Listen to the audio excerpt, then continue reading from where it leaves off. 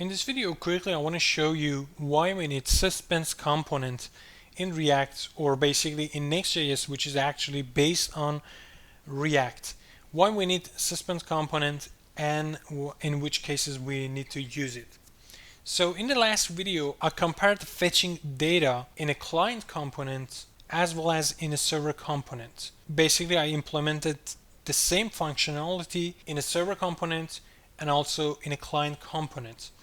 The end result were pretty much the same. So let me check it quickly. So we have this client component.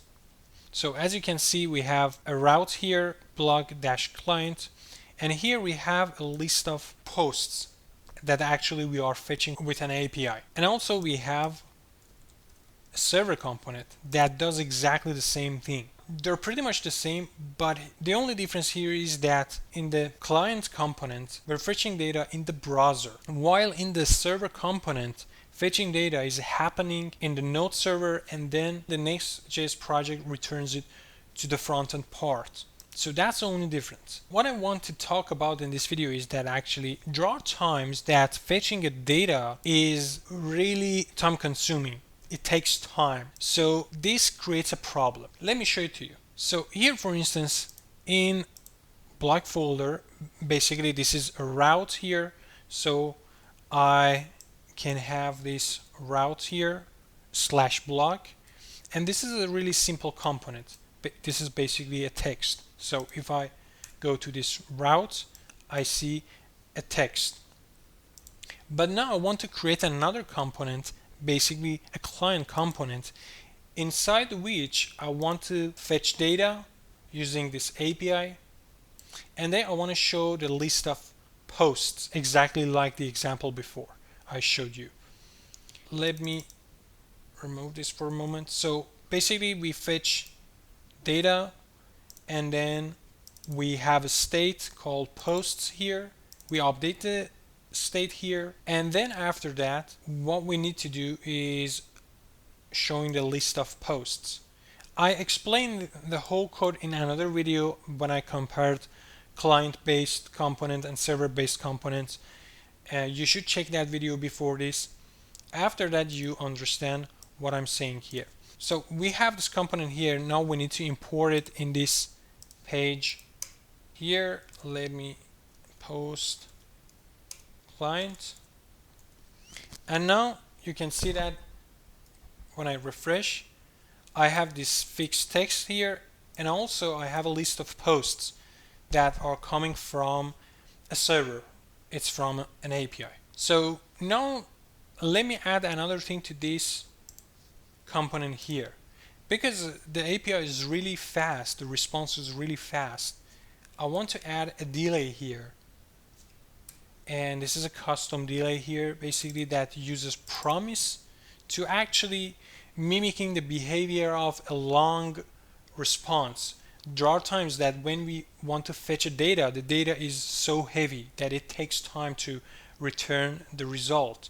So it's not going to be always fast. So I'm just, with this delay behavior, I'm mimicking the behavior of that heavy load, basically. We have a delay here, and then it returns the data, or actually updates the state for us. So let's see what happens here. If I try to refresh it, you can see that I have this fixed text here. After 3 seconds, I will have the complete data here, the list of posts, basically. So this is really normal functionality of React or Next.js, and that's basically why we need tools like React or Next.js, because we can have different parts be rendered at different times. We don't have to make the page wait for the whole process. That's the whole point of using frameworks like React or Next.js. But now let's try the same thing with a server component. This was a client component. Okay, here I have pretty much the same component. The behavior, the functionality is the same, the behavior is the same, but the logic is a little bit different. If you want to know about the logic, check my other video in which I explain this concept. Here we don't have use state or use effect. That's the whole point of having several components. because everything's happening on the node server. So we don't have access to the hooks, or we don't have access to the events. They're available when we are working with the browser. But here in the server component, what we can do is actually using the async function, fetch the data, return the JSON response. And here I want to do the same thing. Let me remove this delay for a second. And now instead of in the same component here in the same page, instead of posts client, I want to use post server. So here, if I try to refresh, you can see that the result is exactly the same.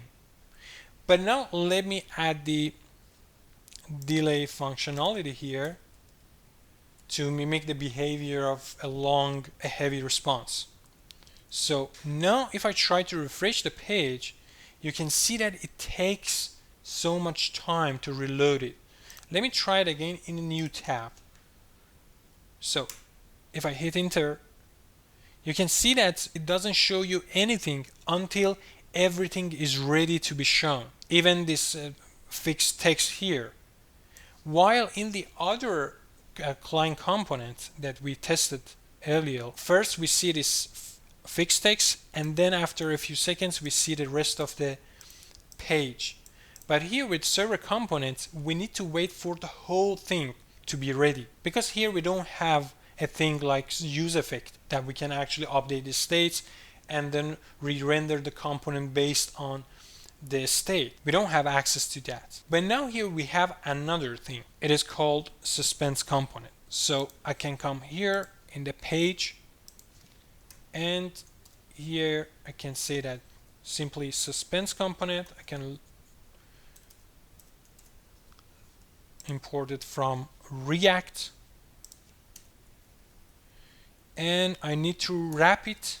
I need to wrap post server component with suspense component. And that way I'm telling Next.js that I want to load this first and then wait for this component to be ready before showing it to the user. So what it does, let me close this, copy this, try one more time. Now if I hit enter here, you can see this first, and then after a few seconds the rest of the page is ready. This is exactly like what we had with the client component. And that's the whole purpose of using Suspense, or at least the main reason why we need Suspense here.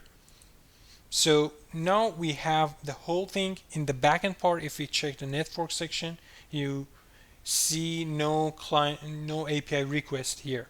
Everything's happening in the server.